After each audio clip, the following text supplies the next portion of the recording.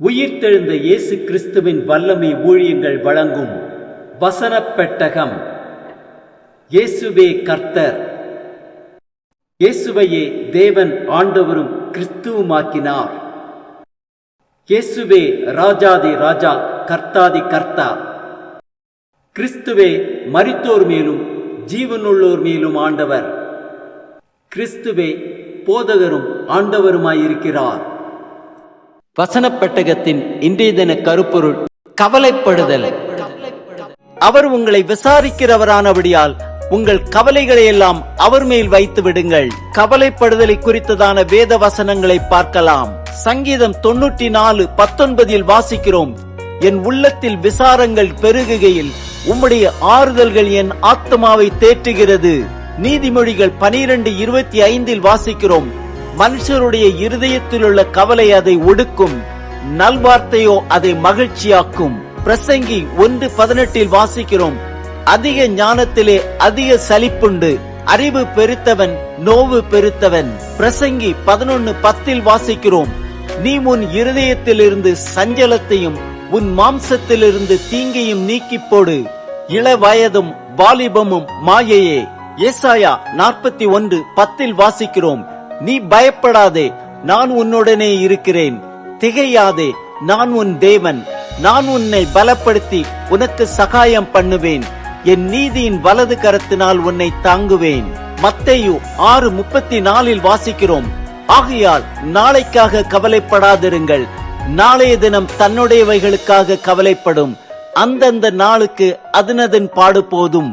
Mark 13:11 வாசிக்கிறோம், அவர்கள் உங்களை கொண்டு போய் ஒப்பு கொடுக்கும் போது நீங்கள் என்ன பேசுவோம் என்று முன்னதாக கவலைப்படாமலும் சிந்தியாமலும் இருங்கள்.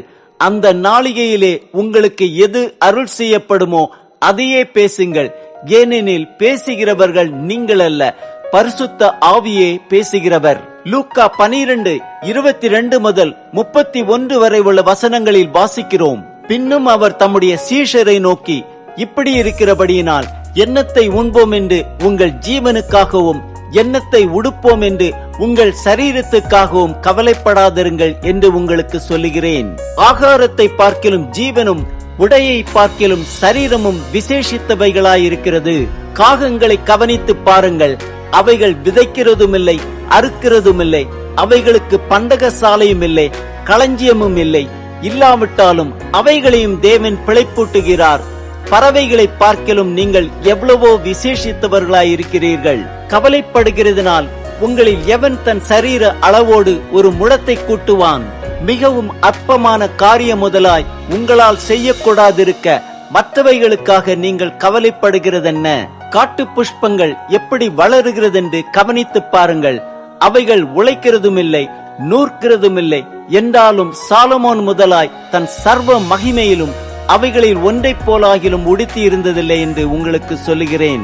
இப்படி இருக்க அற்ப விசுவாசிகளே, இன்றைக்கு காட்டிலிருந்து நாளைக்கு அடுப்பிலே போடப்படுகிற புல்லுக்கு தேவன் இவ்விதமாக உடுத்துவித்தால் உங்களுக்கு உடுத்துவிப்பது அதிக நிச்சயம் அல்லவா? ஆகையால் எண்ணத்தை உண்போம் எண்ணத்தை குடிப்போம் என்று நீங்கள் கேளாமலும் சந்தேகப்படாமலும் இருங்கள். இவைகளையெல்லாம் உலகத்தார் நாடி தேடுகிறார்கள், இவைகள் உங்களுக்கு வேண்டியவைகள் என்று உங்கள் பிதாவானவர் அறிந்திருக்கிறார்.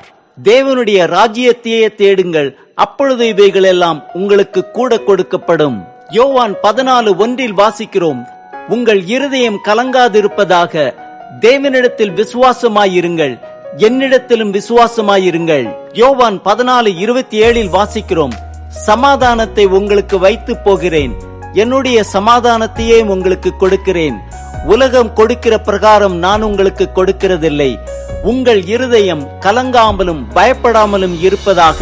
2 கொரிந்தியர் 9:8 வாசிக்கிறோம், மேலும் நீங்கள் எல்லாவற்றிலும் எப்பொழுதும் சம்பூர்ணமுடையவர்களாயும் சகலவித நற்கிரியைகளிலும் பெருகுகிறவர்களாயும் இருக்கும்படியாக தேவன் உங்களிடத்தில் சகலவித கிருபையையும் பெருகச் செய்ய வல்லவராயிருக்கிறார். பிலிப்பியர் 4:6-7 வாசிக்கிறோம், நீங்கள் ஒன்றுக்கும் கவலைப்படாமல் எல்லாவற்றையும் குறித்து உங்கள் விண்ணப்பங்களை ஸ்தோத்திரத்தோட கூடிய ஜெபத்தினாலும் வேண்டுதலினாலும் தேவனுக்கு தெரியப்படுத்துங்கள்.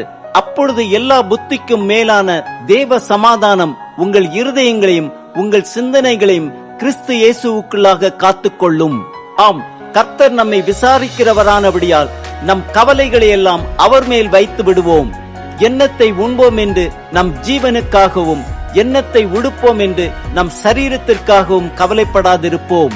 தேவனிடத்தில் விசுவாசமாயிருந்து, கர்த்தராகிய இயேசு கிறிஸ்துவிடத்திலும் விசுவாசமாயிருந்து தேவனுடைய ராஜ்யத்தையே தேடுவோம்.